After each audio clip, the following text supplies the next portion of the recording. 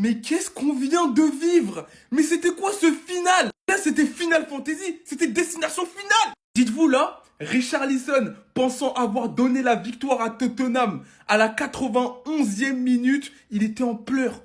Vous connaissez ce mec-là?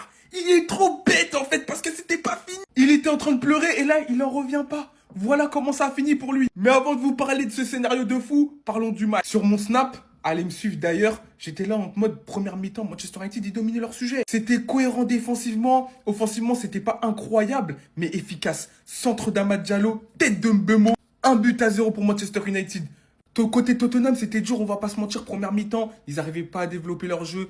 Aucun tir cadré pendant toute une mi-temps. Le symbole, c'est Xavi Simons. Il a du mal depuis son arrivée à Tottenham. Même si en Ligue des Champions, il a réussi à produire un très bon match en étant homme du match. Là, c'était compliqué. Et la deuxième mi-temps, les deux Français, Monsieur Matistel, ils ont renversé le score à eux seuls dès qu'ils sont rentrés. Dans un premier temps, Wilson Odobert qui remonte le ballon, centre de Udogie et le putain d'enchaînement de Matistel nous a fait un contrôle orienté qui est venu complètement désorienter de lire. Frappe dans le petit filet, un partout. Et c'était quand même mérité parce qu'à la deuxième mi-temps, elle était plus en faveur de Tottenham. Mais c'est pas fini. Ensuite, 90+1, Odobert encore qui sert Richarlison. Bon, c'était un tir, un centre-tir. Richarlison qui dévie, but. Et vous connaissez Richarlison, il enlève son maillot, il est là, tout content. Ça me rappelle d'ailleurs contre Liverpool quand il a fait ça et au final, ils ont égalisé. Et ben là, c'est pareil. De Ligt qui vient climatiser le Tottenham Hotspur Stadium à la 90+6 grâce à un coup de tête, les gars, c'est une dinguerie. D'ailleurs, il a fait un très très bon match. À retenir aussi l'entrée encore cataclysmique de Šeško qui a pour moi coûté le match de Manchester United